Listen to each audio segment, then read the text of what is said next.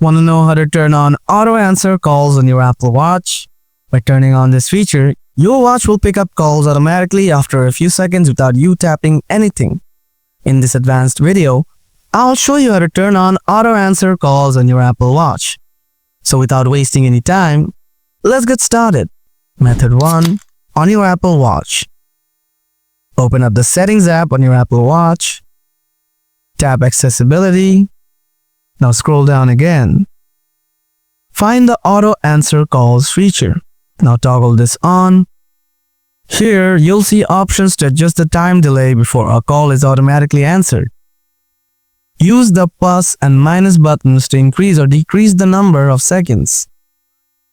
Method 2. Using the Watch app on your iPhone. Grab your iPhone. Open the Watch app. Tap My Watch from the bottom. After that, tap Accessibility. Scroll down again.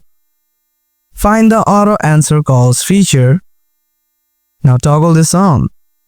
Here, you'll see options to adjust the time delay before a call is automatically answered.